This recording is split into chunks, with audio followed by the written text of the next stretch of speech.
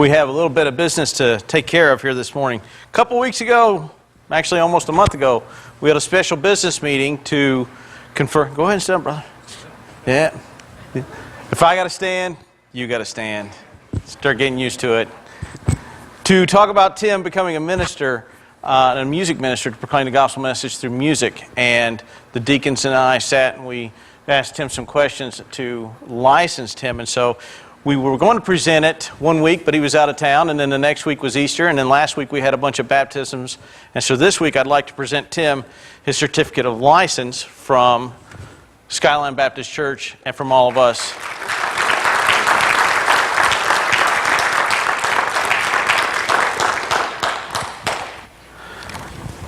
Baptisms, new ministers, these are all signs of a good and healthy church. So may the Lord continue to add to us accordingly. We are in the book of Galatians, still in chapter 1. I know that it says that we're going to go to 2:10. I have a theory that I don't like breaking the train of thought of a text because it's kind of hard to recapture from week to week. But that train of thought was a bit long. And so I figured in the instance of time and purpose that I would split them at a good hard break and then do the thought this morning and pick it up again next week, because I think we can accommodate that on a hard break. So your bulletin says that we'll be going through 2:10 when actually we will be stopping right at chapter 2. So that's why that's there. Okay? So let's pick up Galatians chapter 1, starting in verse 13. Actually, let's back up to verses 11 and 12, because they play a role in here as they played a little bit of a role last week.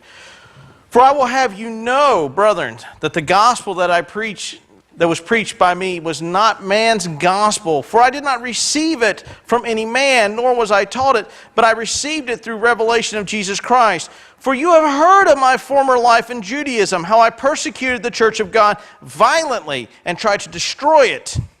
I was advancing in Judaism beyond many of my own age and among my people. So extremely zealous was I for my father's tradition. But when he who had set me apart before I was born, and who called me by his grace, was pleased to reveal his Son to me, or in me, depending on your translation, in order that I might preach him amongst the Gentiles, I did not immediately consult with anyone, nor did I go up to Jerusalem to those who were apostles before me. But I went away into Arabia and returned again to Damascus.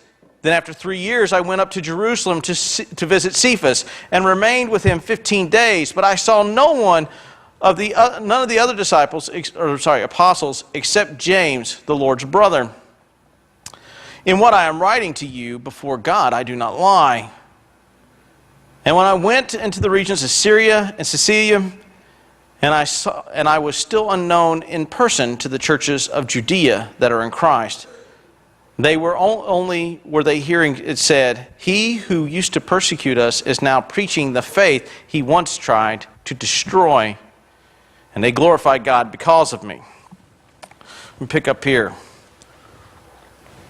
If you remember from last week, in verse 1 of chapter 1, Paul begins asserting his apostolic authority. I, Paul, do not receive or preach a gospel that I have received by the agency of man nor through man. I am not an apostle by the agency of man or through man, but I am an apostle through the agency of Jesus Christ. And we kind of talked about what it means to be an apostle. An apostle is an ambassador. He is a man who speaks with authority from the one who sent him. And that's the Greek translation for apostle, is a sent one to speak authoritatively on an issue or for the individual that he is sent by.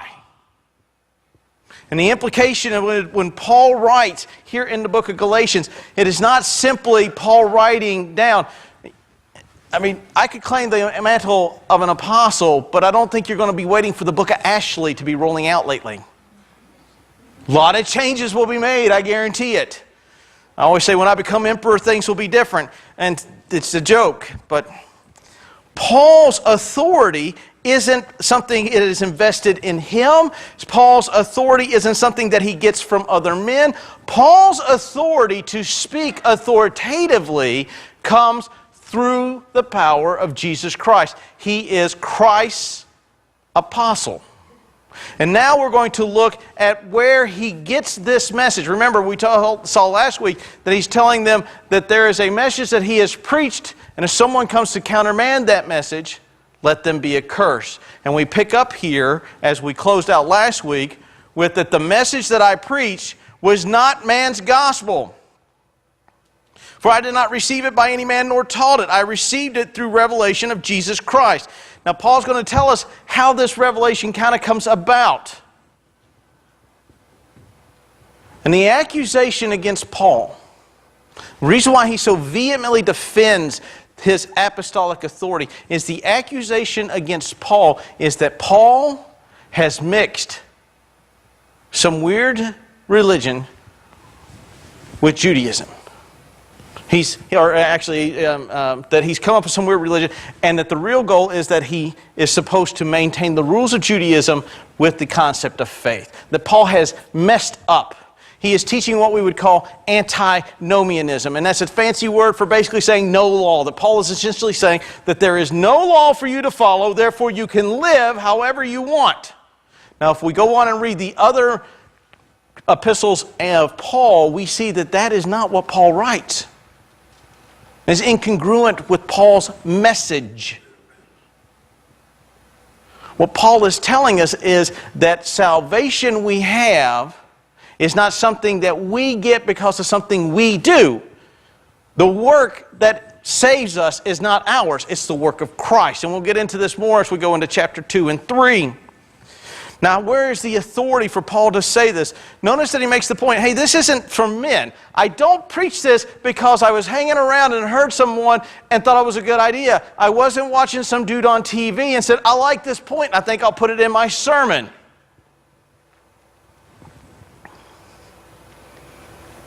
But I received it through revelation of Jesus Christ. For you have heard of my former life in Judaism. Pick up in verse 13. How I persecuted the church more violently and tried to destroy it. I have a question. Is anybody in here hot besides me? So it's just me. And we'll rock on that way.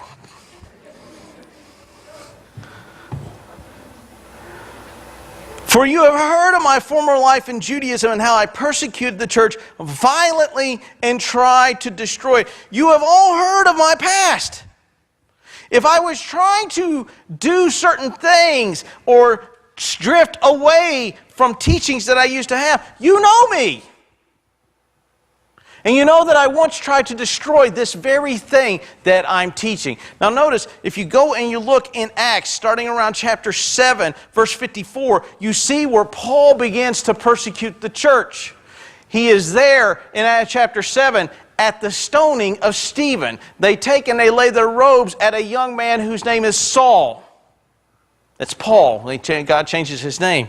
And so here he is at the stoning of Stephen. And then in chapter 8, verse 1, Paul is then sent to persecute the church in Jerusalem. And it says, he took men and women and dragged them from their homes and sent men and women into prisons, basically indicating that he sent them in separate prisons to persecute the church, to cause a problem for the church, to destroy them. Actually, the phraseology is violently, to absolutely try to destroy, to devastate, to violently make destitute. That was Paul's mission. If I was teaching this weird doctrine, this is the doctrine I tried to eradicate, and now I proclaim it freely. Why would I put my neck in a noose knowing the consequences of this action? If this was simply just a man's doctrine. Let's continue on what else he talks about himself. I was advancing in Judaism beyond many among my own age, among my own people. I was a trailblazer. That's really what he's writing.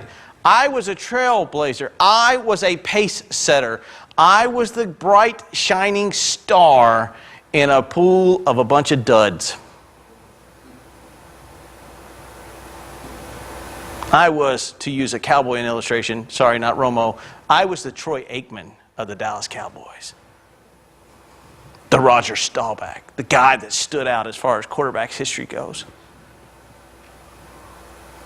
I am the quintessential young man that you look and go, wow, that's the man we want running the show in about 5 years. He's the guy.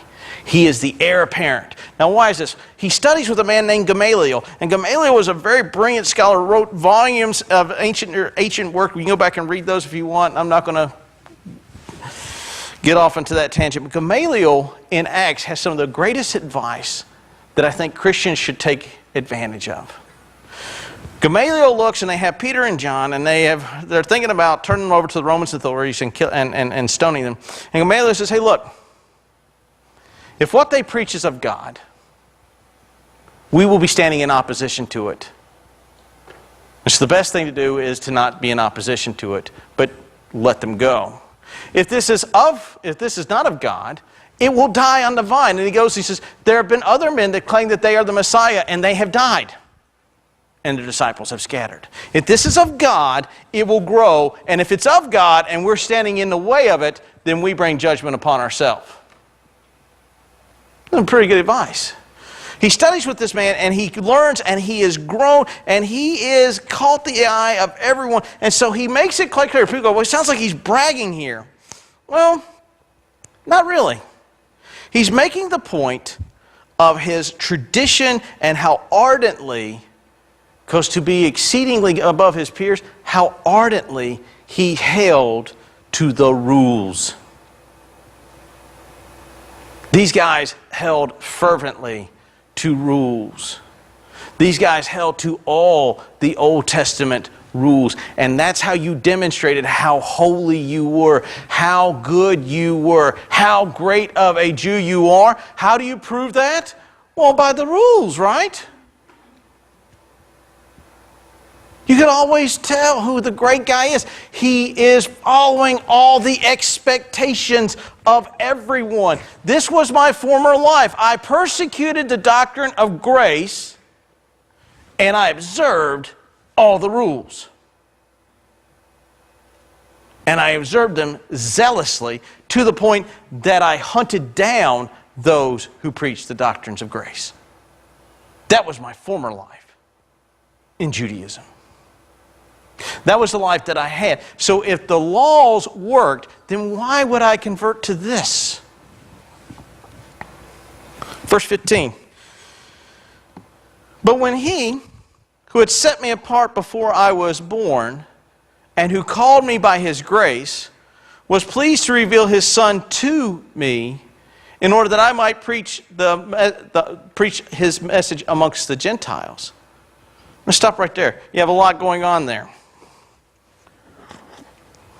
When he who set me apart before I was in my mother's born. The phraseology there is actually when he who set me apart before I was, or while I was in my mother's womb.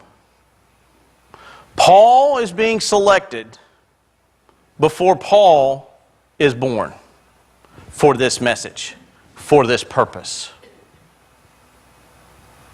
It's the same phraseology that you'll go over to go to Acts chapter 9, and it will say, I will show Paul, or Paul is a chosen vessel of mine, and he will take my message amongst the Gentiles. I've chosen him for a reason. I've chosen him for a task. This choosing happened long before Paul was ever an adult. It occurred within the womb, and I will demonstrate to Paul what he will suffer for my name's sake. Folks, we all have a task and purpose within life. Christ has chosen us for a specific task and purpose. Some of it is to be a good parent and a godly parent and bring to salvation the kids that you have brought into this world, and be a good church man and or woman and be actively involved in the pursuit of Him. Others, it is to be called, as Tim is, to be a minister of the gospel message through music. Others, as I am, to be a minister of the gospel through the preaching of the word. There is a task and purpose for each and every one of us. And that task and purpose begins long before we ever took our first breath.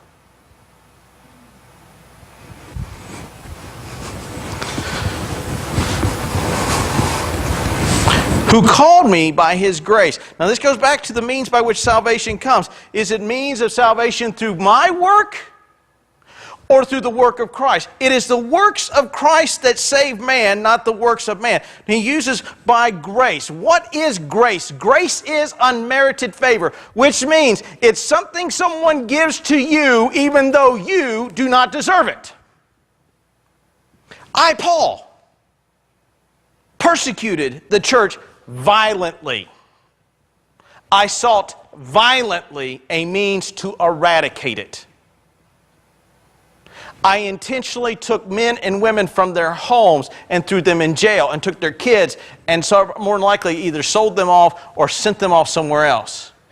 I then received orders to go to Damascus to do the exact same thing. And yet, God showed to Paul unmerited favor, grace. He does not look upon, well, there's a good go-getter. Man, he's out putting people in jail for the name of me. Paul is fighting against the actions of God. In chapter 7 and 8 and early part of 9 in Acts. And he says, who demonstrates his grace, who demonstrated to me unmerited favor to where I shifted from being an enemy of Christ to a follower of Christ to being an ambassador of Christ. My message that I preach to the Gentiles is not something I've concocted within my mind because I used to be a hostile combatant against the things of God. And yet Christ shows me unmerited favor. Christ shows you and I unmerited favor. Because folks, here's the thing. If our salvation depends upon what we do, we're all going to hell. There ain't a one of us that's a good, godly person that God's going to go, well, there's a good one. The rest of y'all not going to bed without your dessert. It's not how it works. It is God's unmerited favor. It's Christ's unmerited favor to Paul that changes Paul. Notice on the road to Damascus, he knocks Paul off a horse and he says, Paul, or actually Saul, why do you what? Persecute me. Now who is he actually throwing in jail? Men and women. But notice the correlation. Jesus said, look, when you throw them in jail, you are persecuting whom? Me.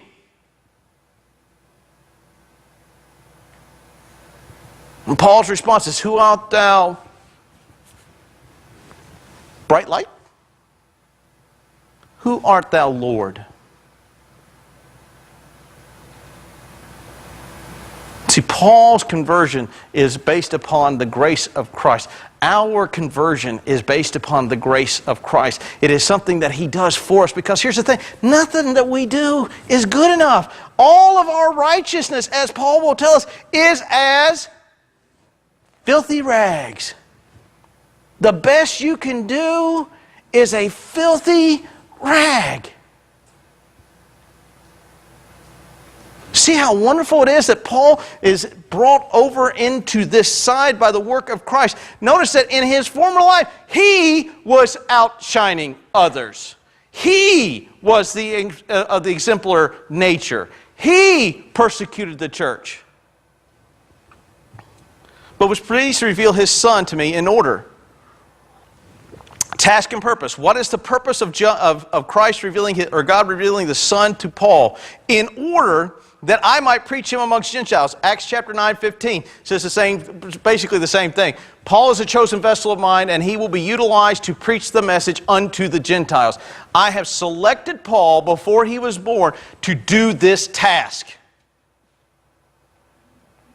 And so Paul's authority for his message is not something that Paul thought about, but is something which God had picked him to do, empowered him to do, and then sent him to do it. Which is why he has the authority to look in the gospel message and say, I, Paul, write this. If anyone tells you a gospel message counter to what I've preached, let them be eternally condemned and damned to hell. And that's what he says. He says it twice, as we saw last week. Where does that authority come from? That authority comes from the one who chose him and revealed himself through him and gave him the power and the authority to represent him as an apostle. Let's continue on. I did not immediately consult with anyone. Notice this phraseology keeps coming up. It is not man's gospel. I didn't get this from a man. I'm not sent by a man. I'm not sent through the agency of man. I did not consult with anyone, nor did I go up to Jerusalem to those who were apostles before me. So as a lot of the Judaizers would claim, Paul has gotten this message from someone else, and he's gotten confused. Paul, yeah, this faith thing is important, but there has to be works involved. See, the faith thing is good. Yeah, it's great to believe that Jesus died on the cross. It's great to believe that Jesus died for your sin. But there has to be an element in which I work or obtain it by a work. And he was taught this by individuals, and he clearly has perverted it. Maybe he went to Jerusalem and learned by the 12, and he, in his zeal, has forgotten it. And Paul makes the assertion, I did not be taught this by any man, nor did I go to Jerusalem and visit with the 12. There's no need for me to go to see the 12. Why? Because then that would be through the agency of what? A man. I speak authoritatively because it's been revealed to me through Jesus Christ. I speak authoritatively because I've been called by the Lord Jesus Christ, by which He was pleased to reveal Himself to me. That's the authority of why I speak, not because some man put his stamp upon me.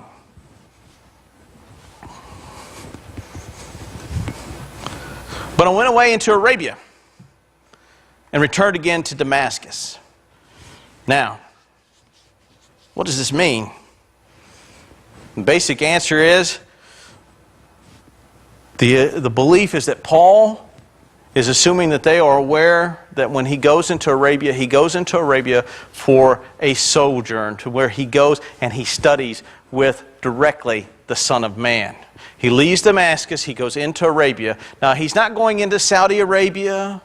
He's not going down into the Negev, which is down in lower Israel. He's going out into the wilderness area around Damascus, into the part that's ruled by another king that is not part of the Roman Empire.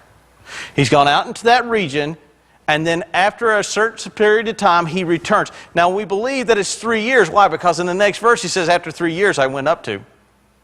And so we kind of try to make that fit. But we don't know how long he was in Arabia. And we don't know how long he was there studying at the hands of God. So his message comes to him through this sojourn in Arabia.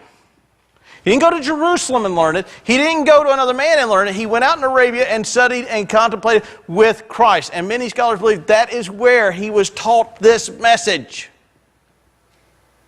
And then he comes back to Damascus. And he's preached it here.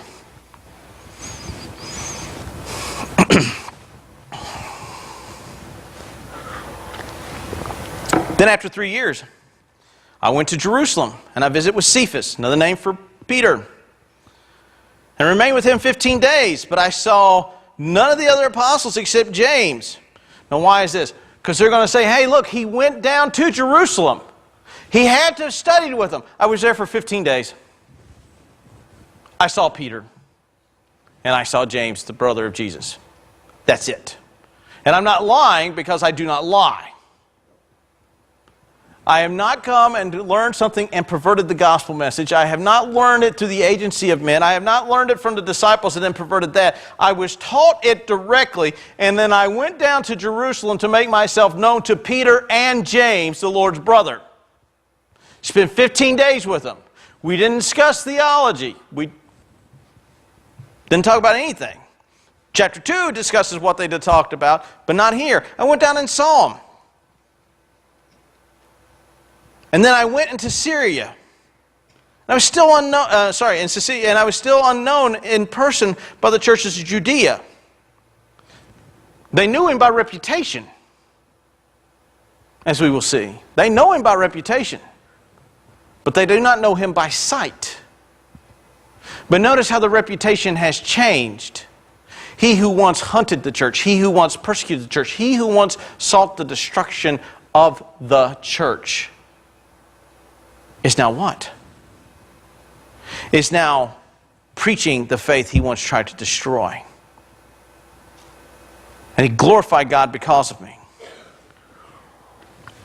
This is Paul's authority for why he is an apostle. In chapter 2, we'll pick up as we see where he is validated in the authority. And it's a very basic message. It's a message that is hard for our culture to get its head around. It's hard for most people to get their head around.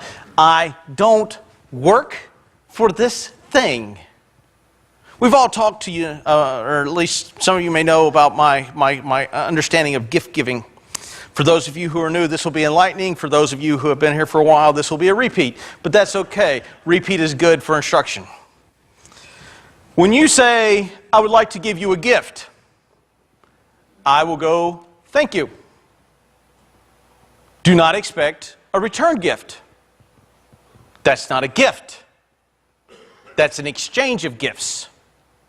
You see the difference in the terminology? I would like to give you a gift. Well, thank you. I appreciate gifts. Thank you very much. Now, if you would like for me to exchange gifts with you, say, hey, I would like to exchange gifts with you. Okay, it's not Christmas, but sure, I'll play. Rock on. Why is that? When we hear the word gift, we feel that we are obligated to give something back. That's not a gift. It's not. When we got to give something back, it's an exchange. I get this by giving this. And we take that concept into the realm of salvation. When God says, I give you this gift freely, we go, yes, but I've got to give something back. No, you have nothing of value. It's like a kid bringing, I used to remember I made some of the tackiest stuff for my mom and dad as a kid, and I thought it was gorgeous. And my mom, God bless her, she would wear it to church because my kid made it. But now that I'm an adult, I look at it and go, whoa. Gee, I'm really sorry, Mom, I made you go through that. That was a gift. And the best that it was junk jewelry. No, I was proud of it. And she was proud that I made it. But was it something she would wear normally? No. I used to buy the smelliest perfume there was, and she would wear it, in spite of the fact that it wasn't her favorite perfume. See, we think that we're doing these great things, and God looks at it and goes, it's filthy rags. Why? Because we have built into our culture that a gift requires a response of a gift. Therefore, the free gift of salvation by faith alone requires a work to maintain it, a work to obtain it, and a work to sustain it. And Paul is saying none of those things obtain, sustain, or maintain. It is by the works of Christ alone. What happens is when we come to this concept, the world adopts three positions: universalism, legalism, and sacerdotalism. In universalism, I get to go to heaven because I am dead. God died for everyone. And I go, if you were to ask an individual, why should God let you into His kingdom? The universalist will say, because I'm dead. Because Christ has died for all man. And goes to those verses and points those out. Kind of misses those other ones that talk about accepting, receiving. Here in this passage, Christ choosing of individuals. Kind of pushes those away. Christ died for everyone, for God so loved the world that He gave His only begotten Son. Whoever believes in Him shall not perish and have everlasting life. Well, I believe there's a God. You get to go to heaven. Bing! It's universalism. So I get to go to heaven because everyone goes to heaven, and we have movies about it. All dogs go to heaven. I have to destroy you. Dogs don't go to heaven. They don't possess a soul. Will there be your dog in heaven? Well, I don't know, but I don't see it in the text, so my answer would be no. That's universalism. So that's one of the ways we approach salvation by faith alone is, well, then everybody gets it. The problem is it runs counter to the text. Then we go to legalism, which is really what the Judaizer controversy is, which is really what you see in certain versions of Anglicanism and certain versions of Lutheranism and within Catholicism and within the Messianic Jewish world and even folks within certain realms of Baptist life. Because we take the rules and we supplant the text with them.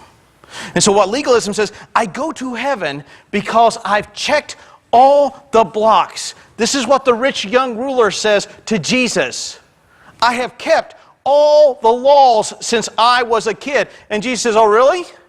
Let's go with the first one. Thou shalt have no other gods before me.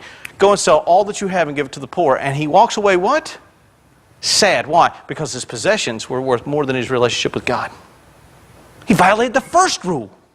Violated the first command right off the bat. So did he keep them from his young age? No! But he kept the rules. He checked the block. He went to church. He didn't date girls that smoked, dipped, chewed, and played games with cards in it and dies. Check that block. See, legalism is a means of obtaining grace because we check the block. We're good because I followed the rules. I've checked the block, I've checked the block, I've checked the block, I've checked the block. And Paul is saying here, you can check all the blocks you want.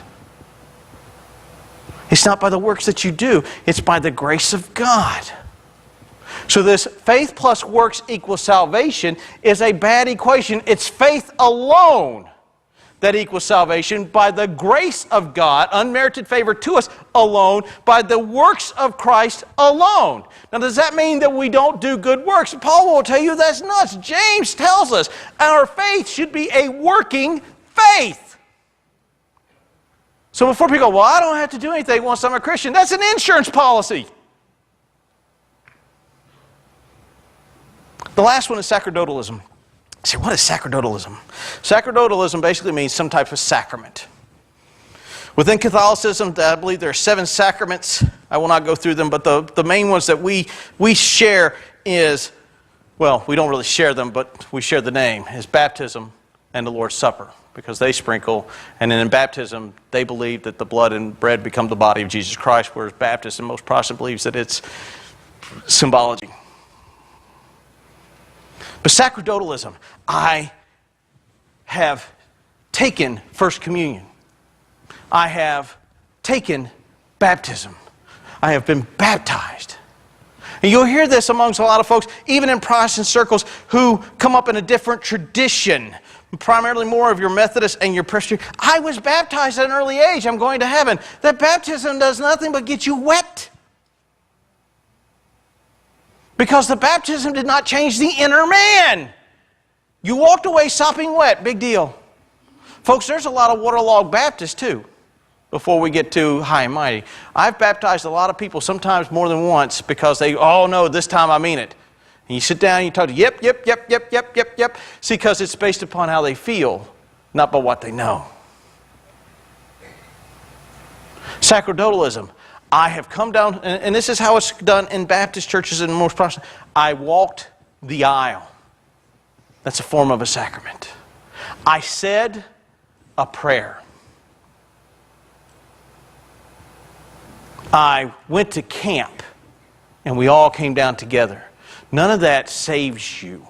Those are examples or expressions of your salvation. Don't get me wrong. Saying the sinner's prayer, expressing that what your state is and who saves you, that's an important step because it is an expression of who is your Savior. But saying the prayer doesn't change your status. It's the work of Christ that changes your status. You're saying the prayer is an admission of that or an exemplification of that status. And for some folks, and we've seen them, they've said a prayer, but there has been no change within the inner side of the man. It's just sacerdotalism. Those are 3 responses when we come to salvation by faith alone. Here's the thing, and this is the cry of the Reformation. Salvation comes by the work of Christ alone upon the cross. His death, His blood, His being buried and rising again guarantees for us salvation. It is through His blood we are saved, not through ours. It is by grace alone. It's what Paul has just said here in this text. Unmerited favor to you and I because we don't deserve it. By faith alone, not by any works. Paul's apostolic authority is based because he was taught this by Jesus Christ and has taught this to the church in Galatia and has learned this and taught it in Damascus long before the Judaizers began to stir up trouble. It is not by the works we do. Are there works in salvation? Absolutely. Are there things that we need to do as a believer for works? Absolutely. But do not confuse that the fact that we work makes us saved. We are saved, and works are an expression of our salvation. You might be here today. So, I've never heard this that way. I've always believed that I had to do something for my salvation. I believed that it was an exchange. Folks, the opportunity is before you today as the praise band comes to sing. If you would like to know about salvation through Jesus Christ, by the work of Christ alone, I'll be up here at the front. I'll have my microphone turned off. It'll be a conversation between me, you, and the Lord. You say, I've been coming here for a while. I have enjoyed being part of the congregation, but I am not a full member of the body. And I'd like to do so. Today is an opportunity for you to do so today. As the praise band comes to sing, I invite you to come and make your expression known to the Lord.